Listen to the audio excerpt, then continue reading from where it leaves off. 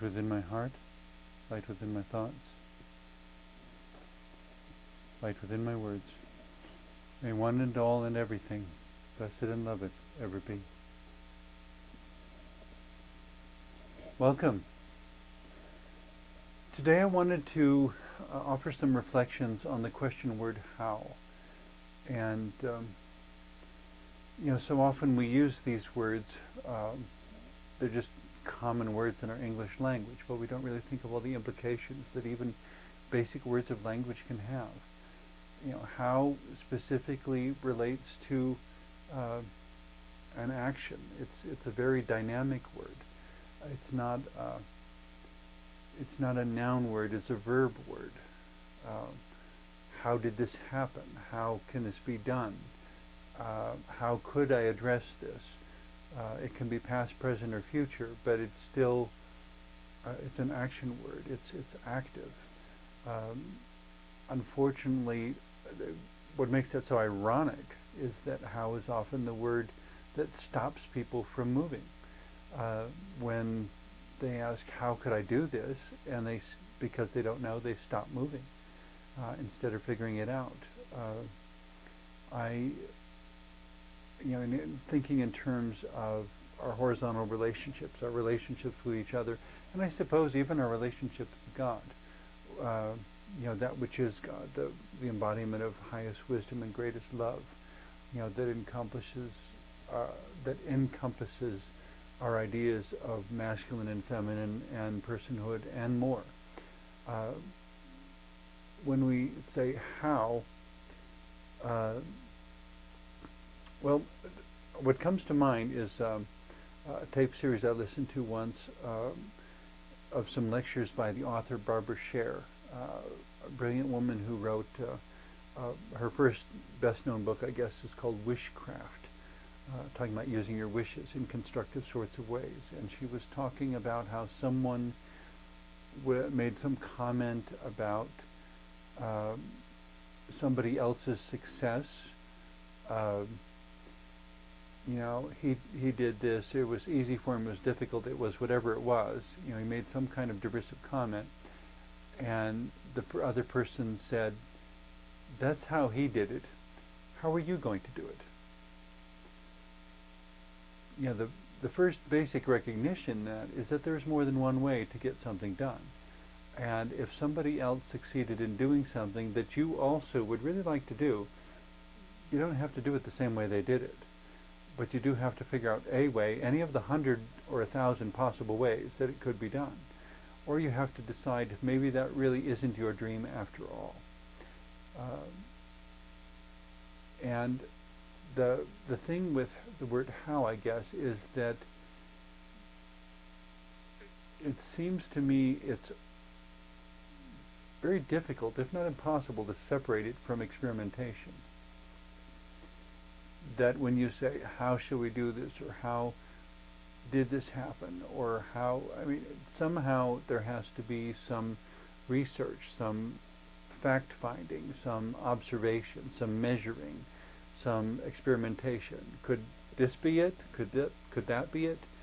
And by experimenting with the different methods, one begins to seem more or less effective. At the present time, there's a lot of police shows on television and on primetime television that revolve around what's called forensics, all the scientific ways of figuring out how something was done. All these shows are oriented around this little 3-letter word, how. How did that happen? How did that happen? And by measuring all the different pieces around the verb, they begin to figure out what the relationship is, what the dynamics are, what would cause that. And so how is also like a large basket that includes a whole lot of other things. It's rarely a very simple answer of only one thing. How does someone know what they know? Well, they could say, I read it in a book. That sounds like a simple answer until you factor in, how did the author know it? How did the publisher know to print that author? How did the book get published? How did the book get to where you could read it? uh, all of these, any one of these things removed, and that how would not have happened. The person reading the fact in a book and being able to tell you would not have happened if a dozen, if not 100, perhaps, other variables didn't happen exactly as they did. So the answer to the question how really has multiple levels of cause and dozens, if not hundreds, of contributing factors and contributing elements to make how happen. Once again, though, I find myself drawn to the question more than the answer. It's not so much how you answer the question word how as that you do. That I and you and everyone is willing to wrestle with this question in order to expand our horizon, expand our abilities, expand our knowledge, expand our perception, our understanding. To live as in more beautiful and expansive and wonderful and bigger ways than we ever have before. But we have to be willing to keep trying. We have to be willing to wrestle with the question word how and not give up and keep wrestling with the question word how, as well as our other questions, of course. But the other thing that is perhaps not as obvious with the question how is that it requires a context. When you ask how can this be, or how could this have happened, well, there is a context within which every event happens. How could this be done now? Well, there's a context that's going to have effects on what's possible and what's not possible, what methods work and what methods are less effective. And the same with the future. How could this be done? Well, we need these resources, we need this situation, we may need, if it's an outdoor project, we may need cooperative weather patterns, and so we need reliable weather forecasts, we need projections, we need things that are able to cover cost overruns if the project costs more money than what we anticipated. That becomes part of the question word how as well. A lot of answering how has to do with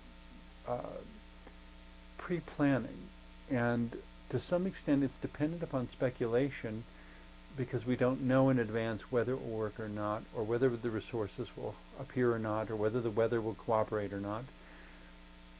But if we've tried to anticipate as many different hows as possible, and we're prepared for them in the event they happen, then the manifestations of our aspirations and dreams and goals are that much more likely to be achieved and to be successful, not to be torpedoed by a circumstance that we forgot to plan for.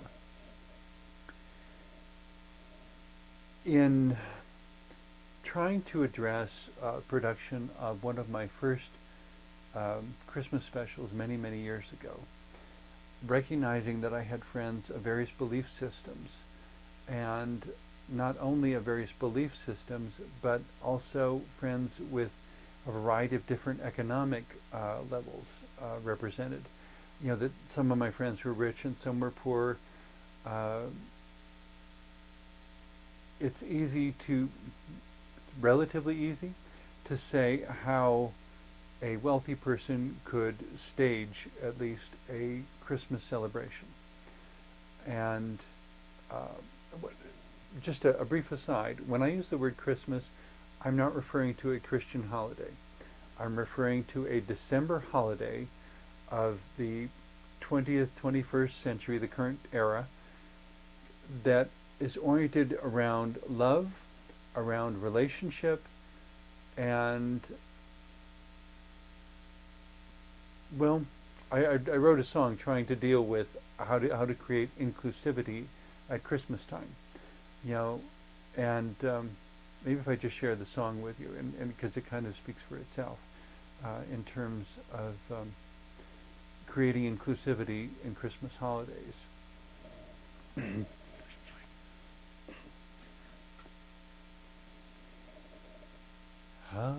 shall we have Christmas? The mother asked her son. There's no money left to buy a tree, nor presents for anyone. Though we've worked so hard, it seems that it's all gone when day is done. So how shall we have Christmas? The mother asked her son. How shall we have Christmas? The question seems so odd, since my parents aren't religious and don't even believe in God, or the baby in the manger where kings and shepherds trod. How shall we have Christmas if we don't even believe in God? How shall I have Christmas when my family is dead and gone, and I have no one to be with? What do I celebrate alone? With shorter days and longer nights, and nowhere to call home, how shall I have Christmas when my family is dead and gone? I shall find in Christmas a day to live in love, to be aware of what's around me, within and up above. A day to let the old be gone and look for the new to come. I shall find in Christmas a day to live in love.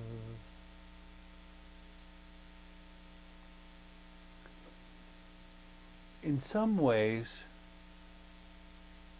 although some people interpret the question how as a word that creates paralysis, I don't know how, so I'm not going to do anything. In some ways, the question word how is the most empowering because it holds within it the maximum number of possibilities. How can this be done? Well, there are probably 1,000 ways that it can be done. The question is, which way will you choose to do it? You can change the words, you can change the ritual, you can change the meaning. When we talk about the nativity, you may not be a Christian and you may still put out a Christian nativity, you may not be a Christian, but you may still put out a nativity set, a group of figurines. But in each case, you can place a figurine and state what that figurine represents to you. So my pagan friends, for example, could set out a nativity set and just say, this figurine represents the Divine Father, and place the figurine that's normally named Joseph.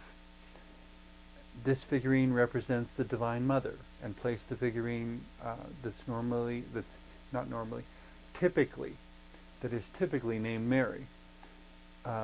This figurine represents the birth of the new year, the birth of life, the birth of all that is good within humanity, the birth of vision, of possibility, of youthfulness, of enthusiasm, of joy. Anything you want the infant to symbolize, you state your symbolism and place it between the Divine Mother and the Divine Father. You can then place the three kings and say, each of these figures represents a segment of the wealthier portions of humanity. Maybe the wealthy portion of humanity, the educated portion of humanity, the administrative, governmental portion of humanity, that all of these three three elements of humanity, the governmental, the wealthy, and so forth, the business interests, that all of these things in our belief system, in order for there to be peace on earth and goodwill toward men, all of these three need to pay respect toward the birth of love and empathy and goodness and joy and love that is lying in the manger. All of these, if corporations, if governments, if any of those are not paying respect to the essence of life itself, then they have become adversaries of life and not supporters of life. So, in that sense, Christmas becomes about making ourselves aware of whether our world is on track or not, or whether the three kings need to be brought back to their goal, to their focus, to their goal, that what they came to worship is this beginning of life, not their own pocketbook, not their own not their own re-election or their own existence, that not their own academic institution, that everything is interconnected, and education, economics, and government all still depend upon the continuance of life, because without the continuance of life, their power and their presence will cease, absolutely cease. So as you're setting out a Christmas nativity set, then, again, bringing the symbolism up to something that is empowering to you, bringing the shepherds and saying the poor, the working class, those who have deep understanding of the cycles of earth and of animals and of how to form collaborative relationships with animals, to get the wool from the sheep in order to make clothing, to make blankets, to survive the cold winter nights, perhaps even to make the robes that the kings are wearing. There is even that, a sense of interdependence between the three kings and the shepherds. The kings need the wool, the shepherds need the ability to buy their food and to have the land on which to graze the sheep. There's an interdependence there as well. So beyond the bounds of Christianity, the basic nativity that everyone can set out every Christmas is about the survival of human civilization, not the survival of just a particular religion. And you can bestow any name you want on any of those figurines, but the question that we're bouncing around is this question of how. How do you build a house? Well, what kind of house do you want built? There's 1,000 different ways to build a house. The question more accurately is, how are you going to build your house? And the point, if you're ever going to live within a house, is that you continue to wrestle with the question, continue to commit yourself to wrestling with the question until the house is completely built. And at the end, again, another action word. The action of non-action, I suppose you could say. When all of the hows have been answered, you think, then you step through the door of the house and ask, so how does it feel? Feel being a verb, but not an action verb necessarily. And if it feels finished, then to decide what you will do next. If it doesn't feel finished, to figure out why it's not feeling finished. What does whatever feeling you feel motivate you to do next? In any case, so we're wrestling with the question word how. The dark side, there's a light and a dark side to everything, and of course the dark side of the question word how is that sometimes when you answer the question word how, the answer isn't available. The resources to do the answer aren't available. When the Titanic was sinking and someone would ask, how could everyone be saved? I personally, I want to believe that there were more inventive ways they could have employed, but people didn't act quickly enough because they didn't believe what was happening to them could ever happen. The problem, so from a certain perspective, and I realize I'm speculating here, and all the historians are probably going to disagree with me, and that's okay if they want to. Just my imagination of how we could have answered the sinking of the Titanic. If everyone had accepted the fact of it immediately, and then immediately begun wrestling with the question of, so how shall we save everyone on the ship? Well, first thing is find everything that floats, absolutely everything that floats, and begin creating the biggest raft the world has ever seen.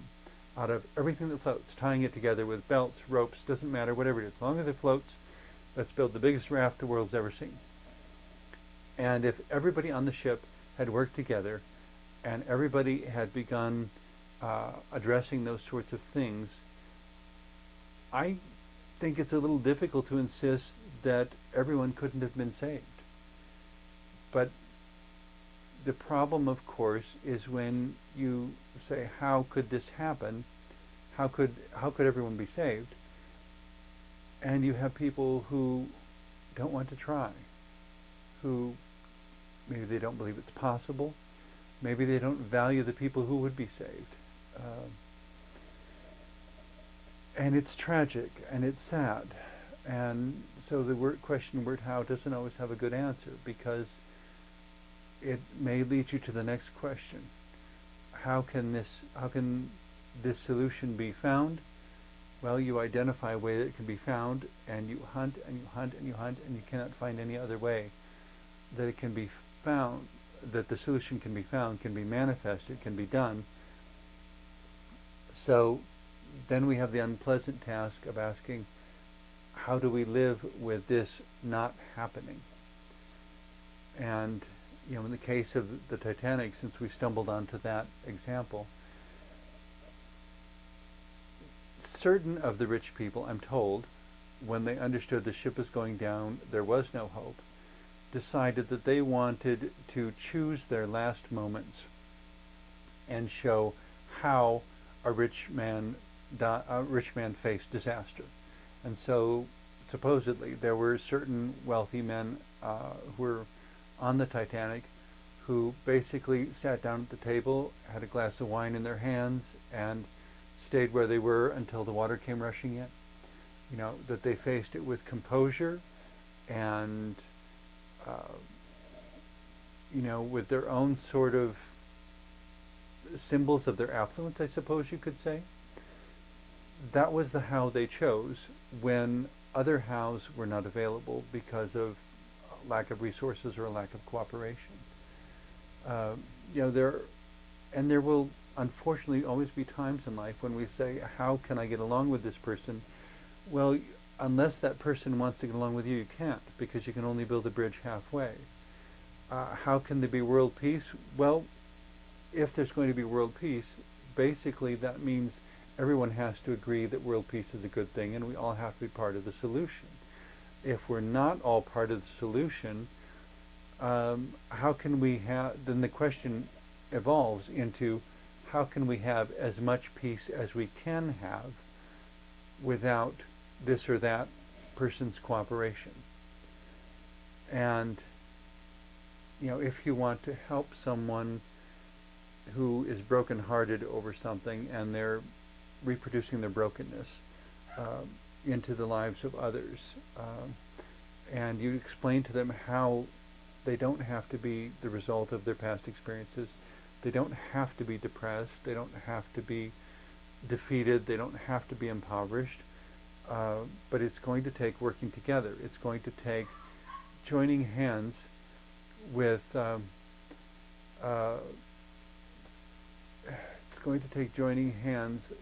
people with whom they would otherwise never work. And it's going to take giving up their objections, their bigotries, their differences, their um, the reservations. Well, I don't want to have to sit next to so and so. You may have to give that up. That may be part of the how. I guess to me, what is somewhere the other thing that is kind of fascinating. That's just suddenly popped in my mind here as we were winding up this episode. When it comes to relationships, if we're talking about healing, if we're talking about solutions, if we're talking about good relationships, if we're talking about resolutions of arguments and disputes and wars and conflicts, every single incidence of how has to include some form of love. How has to include love if we're going to take the how and manifest it, and it involves other people. There's going to have to be love involved. Love is the glue that holds us together and that makes the interconnection of all of our contributions possible. If we're all on the Titanic and we acknowledge that it's sinking, and we know we have to build a raft, there has to be love, or the raft won't get built. Whether it's Christmas or Thanksgiving or Halloween or Easter or whatever holiday there is on the calendar, whether it's yours or not, celebrate it however you want to.